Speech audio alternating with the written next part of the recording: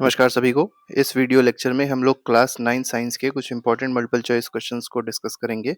50 MCQs होने वाले हैं। चैप्टर का नाम है force and laws of motion. तो आप अगर किसी भी कॉम्पिटिटिव एग्जाम की तैयारी कर रहे हैं, स्कूल एग्जाम की तैयारी कर रहे हैं, तो ये क्वेश्चंस बहुत ज़्यादा इंपॉर्टेंट होने वाले हैं। तो चलिए फर्स्ट क्वेश्चन देखते हैं। इसमें कहा गया tendency of object to resist any change in state of motion और रेस्ट इज कॉल्ड। देखिए कोई ऐसी टेंडेंसी ऑब्जेक्ट की जिससे वो रेजिस्ट कर सके मोशन को या रेस्ट को, इसको क्या कहते हैं? इसको इनर्शिया कहा जाता है। तो सी ऑप्शन बिल्कुल सही है। आगे बढ़ते हैं। Question number second, which of the following has more inertia. तो देखिए इनर्शिया किस पे डिपेंड करता है? मास पे डिपेंड करता है। जितना ज्यादा मास होगा उतना ही ज्यादा इनर्शिया होता है। तो सबसे ज्यादा इनर्शिया किसका होगा? रबर बॉल का नहीं होगा। स्टोन ऑफ सेम साइज जो है उसका होगा, क्योंकि स्टोन जो है उसका मास ज्यादा होगा। ठीक है, स्टोन का ज्यादा होगा, रबर का कम होगा, क्योंकि रबर का मास कम होता है। आगे बढ़ेंगे। The unit of force in SI. तो एसआई यूनिट पूछी गई फोर्स की है, न्यूटन होती है। और डाइन भी एक यूनिट होती है, सीजीएस यूनिट होती है। और 1 न्यूटन में याद रखिएगा 10⁵ डाइन होता है। ठीक है, 10⁵ है, डाइन होता है। आगे बढ़ते हैं। क्वेश्चन नंबर फोर्थ देखिए क्या कह रहा है। इसमें कहा गया the momentum of object depends on it's. तो मोमेंटम का फॉर्मूला क्या होता है? पी से रिप्रेजेंट करते हैं। फॉर्मूला होता है एम इंटू वी। तो मास पे डिपेंड कर रहा है, वेलोसिटी पे डिपेंड कर रहा है, तो सी ऑप्शन सही हो जाएगा, बोथ मास एंड वेलोसिटी। आगे बढ़ते हैं। मोमेंटम का फॉर्मूला ही पूछ लिया गया है, तो P is equal to M V, ये ऑप्शन बिल्कुल सही है। अगले में कहा गया मास दिया गया है, वेलोसिटी दी गई, मोमेंटम पूछा गया है, तो दोनों को मल्टीप्लाई कर दिए, 2 3 6 हो जाएगा, तो 6 किलोग्राम मीटर पर सेकेंड। आगे बढ़ते हैं। Question number seventh, force of 5 Newton. अब देखिए यहाँ फोर्स दे दिया गया 5 न्यूटन का है। एक बॉडी है जिसका मास है 10 kg, एक्सेलरेशन आपको बताना है कितना होगा। फोर्स का फॉर्मूला होता है mass into acceleration, second law of motion से आता है। फोर्स था 5, मास आपको दिया था 10 इंटू ए, तो ए जो आ जाएगा 0.5 आ जाएगा। तो 0.5 मीटर पर second square is the correct answer. Question number 8 पे आते हैं। Force can change. अब फोर्स क्या क्या चेंज कर सकता है पूछा गया है। तो स्पीड को भी चेंज कर सकता है, डायरेक्शन को भी चेंज कर सकता है, शेप को भी चेंज कर सकता है, लेकिन ओनली दिया गया है तो गलत है। सबको चेंज कर सकता है, तो all of these is the correct answer. Ninth question कह रहा है बैलेंस्ड फोर्सेस कैन। अब देखिए कोई भी बैलेंस्ड फोर्स क्या होता है? जब इक्वल एंड अपोजिट फोर्स किसी बॉडी पे लग रहा होता है, जैसे मान लीजिए इधर से भी 10 न्यूटन लग गया, इधर से भी 10 न्यूटन लग गया, तो इस बॉडी पे जो फोर्स लग रहा है वो बैलेंस्ड फोर्स है।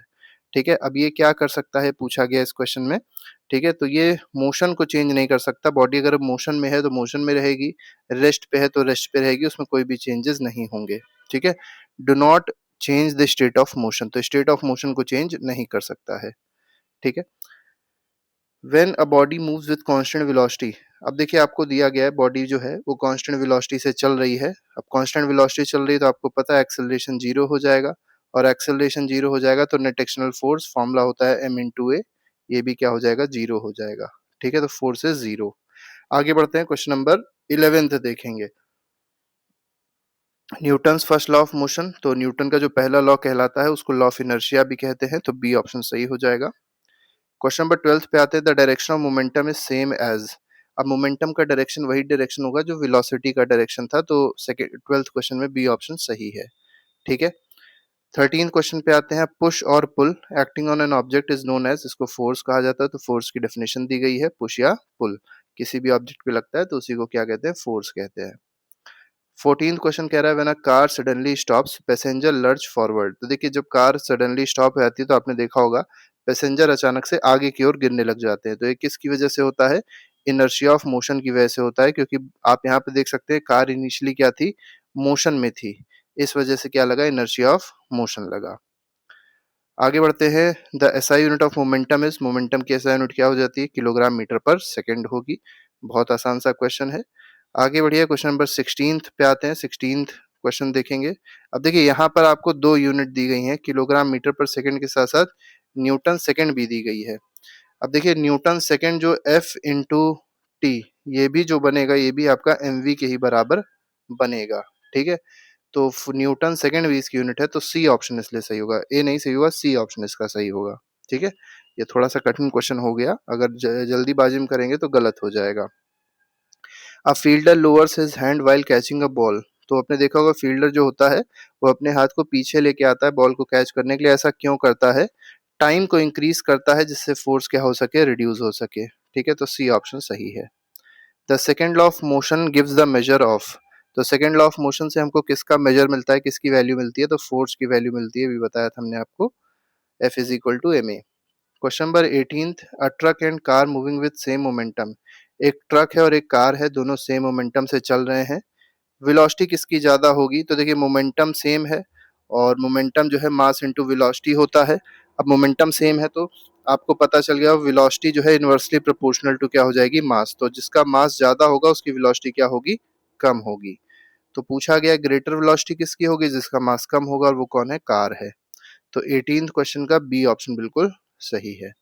Unit of momentum is equivalent to. अब यूनिट ऑफ मोमेंटम किसके इक्विवेलेंट है, न्यूटन सेकंड के। अभी हमने आपको बता ही दिया था। आगे बढ़ते हैं, question number 20th, the unbalanced force acting on body is zero then. अब देखिए किसी बॉडी पे अगर अनबैलेंस्ड फोर्स जीरो लग रहा है तो इसका मतलब क्या है, body must be at rest, ठीक है, हो सकती है, ठीक है। Body must move with uniform velocity, ये भी हो सकती है, ठीक है, क्योंकि अनबैलेंस फोर्स क्या था, जीरो था, तो बॉडी रेस्ट पे भी हो सकती है, बॉडी हो सकता है यूनिफॉर्म वेलोसिटी से चल रही हो।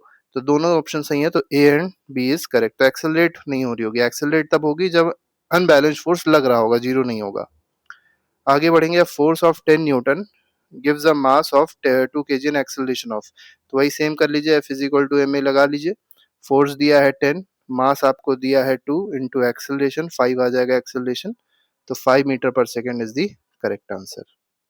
22 क्वेश्चन पे आते हैं, इसमें देखेंगे momentum of 5 kg body moving with velocity. देखिए दोनों मास और वेलोसिटी दिए, दोनों मल्टीप्लाई कर लीजिए। 5 4 जा 20, 20 किलोग्राम मीटर पर second is the correct answer.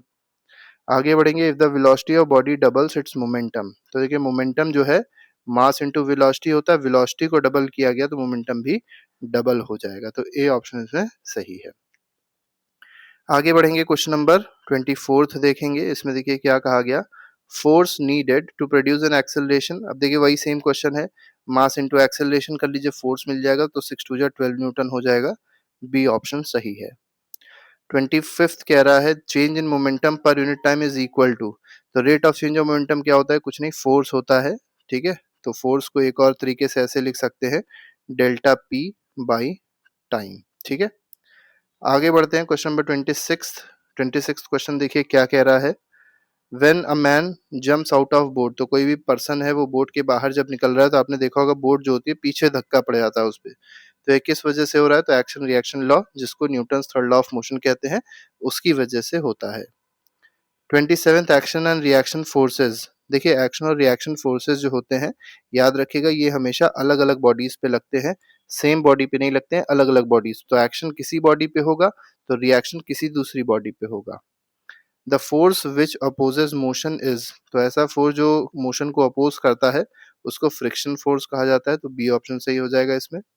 The law of conservation of momentum is based on. देखिए law of conservation of momentum जो है ये किस पे बेस्ड है, तो ये थर्ड लॉ ऑफ मोशन पे बेस्ड है, ठीक है। तो सी ऑप्शन सही है इसमें। 29 क्वेश्चन का सी ऑप्शन सही हो जाएगा। 30th क्वेश्चन पे आते हैं, question number 30th, momentum of system before collision equals after collision if. देखिए इनिशियल मोमेंटम जो है वो फाइनल मोमेंटम दोनों बराबर रहता है, कब, जब एक्सटर्नल फोर्स जो लग रहा हो बॉडी पे वो क्या हो, जीरो हो। तो अगर किसी बॉडी पे एक्सटर्नल फोर्स जीरो लग रहा है तो मोमेंटम हमेशा कंजर्व रहेगा। Recoil of gun is an example of. देखिए रिकॉइलिंग हो रही है गन की, तो वो किसका एग्जांपल होता है बताना है आपको, तो थर्ड लॉ, जिसको एक्शन रिएक्शन लॉ कहते हैं, उसका एग्जांपल है ये।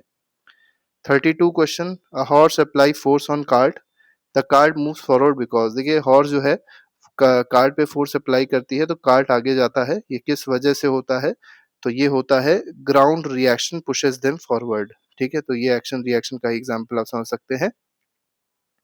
33rd, wearing seat belt in vehicle is based on. देखिए सीट बेल्ट में व्हीकल लगाए रहते हैं तो ये किस वजह से, तो लॉ ऑफ इनर्शिया की वजह से लगाए रहते हैं, क्योंकि अचानक से गाड़ी मान लीजिए रुक रही है तो आप आगे जा सकते हैं, ठीक है। तो इस वजह से चोट वोट ना लगे, इस वजह से ये होता है। और rocket moves upward due to. देखिए रॉकेट का जो मोशन होता है ये किसकी वजह से होता है, तो reaction of gases ejected downward. तो यहाँ पर सी ऑप्शन सही है, एक्शन रिएक्शन की वजह से होता है ये। If force is equal to zero, acceleration is equal to zero, velocity is constant, relates to. देखिए यहाँ पर क्या कहा गया, फोर्स जीरो है, एक्सेलरेशन जीरो है, वेलोसिटी क्या हो गई, कांस्टेंट हो गई। तो ये फर्स्ट लॉ ऑफ मोशन को रिलेट कर रहा है, तो ए ऑप्शन बिल्कुल सही है। तो कोई बॉडी जो है रेस्ट पे रहेगी, या यूनिफॉर्म मोशन में रहेगी जब तक उस पे कोई एक्सटर्नल फोर्स नहीं लग रहा होगा। 36th क्वेश्चन कह रहा है फाइंड द मोमेंटम। वही सेम क्वेश्चन है, मास दिया है, वेलोसिटी दी है, मोमेंटम क्या हो जाएगा 5 किलोग्राम मीटर पर सेकंड हो जाएगा, सीधे आप मल्टीप्लाई कर देंगे। क्वेश्चंस इसके आसान होते हैं, बहुत कठिन नहीं होते। Force required to stop 2 kg mass moving at speed 4 meter पर सेकेंड इन 2 सेकेंड। देखिए एक्सेलरेशन पहले निकाल लीजिए, अब स्टॉप किया गया तो फाइनल वेलोसिटी v जो हो जाएगी 0 हो जाएगी। इनिशियल वेलोसिटी क्या थी 4 थी, तो आप 0 माइनस 4 अपॉन 2 करेंगे, एक्सेलरेशन मिल जाएगा जो कि होगा 2 मीटर पर सेकेंड स्क्वायर का एक्सेलरेशन हो गया। मास दिया गया है 2, तो फोर्स क्या हो जाएगा 2 2 जा 4 हो जाएगा। बी ऑप्शन बिल्कुल सही है इसमें। आगे बढ़ते हैं, क्वेश्चन नंबर 38 देखेंगे। Bullet of mass 0.02 kg moving at 20 meter पर सेकेंड, मोमेंटम आपको बताना है इसमें क्या होगा। ठीक है, इसमें आपको मोमेंटम बताना है, मोमेंटम क्या होगा तो मास इंटू वेलोसिटी हो जाएगी, तो 0.02 इंटू 200 कर लीजिएगा, आ जाएगा 4 किलोग्राम मीटर पर second.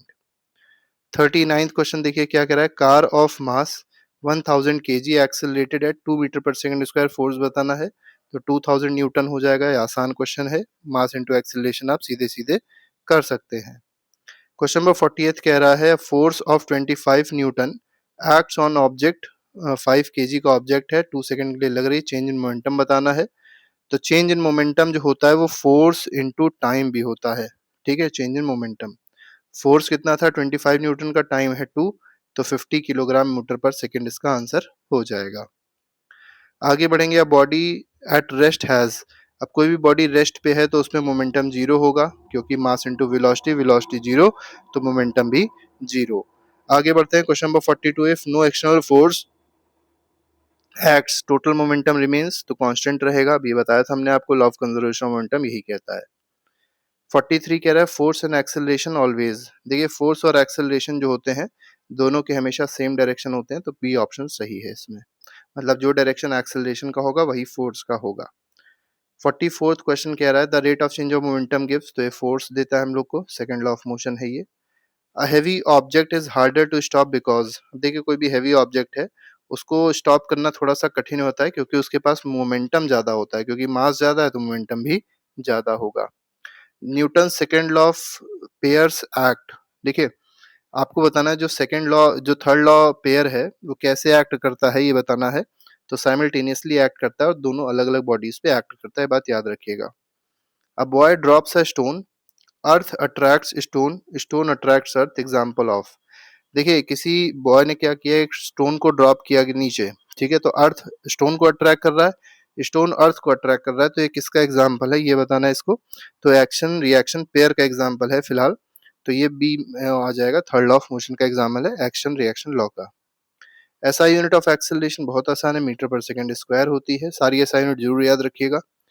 What type of force acts between time tyres and road, देखिए टायर और रोड के बीच में फ्रिक्शन फोर्स लगता है, तो बी ऑप्शन सही है इसमें। और फ्रिक्शन फोर्स हमेशा जो एक्सटर्नल मतलब जो फोर्स होता है एक्सेलरेटिंग फोर्स उसको अपोज करता है। लास्ट क्वेश्चन है इसमें, कहा गया freely moving object continues to move due to, अब फ्री मूविंग ऑब्जेक्ट है वो मूव लगातार करती रहती है, तो किस वजह से, इनर्शिया ऑफ मोशन की वजह से मूव करती रहेगी। और अगर कोई बॉडी रेस्ट पे है तो इनर्शिया ऑफ रेस्ट की वजह से वो रेस्ट पे ही बनी रहेगी। तो इस तरीके से 50 एमसीक्यूज थे जो हम लोग ने डिस्कस किए। इसके अलावा और भी चैप्टर्स के, इसी चैप्टर के भी और चैप्टर के भी अलग अलग एमसीक्यूज हैं, जिसको आप प्लेलिस्ट में जाके देख सकते हो, अपना रिवीजन अच्छे से कर सकते हैं। वीडियो को लाइक जरूर कर दीजिएगा और चैनल को सब्सक्राइब करना मत भूलिएगा। अभी के लिए फिलहाल नहीं, thank you very much, good bye, जय हिंद।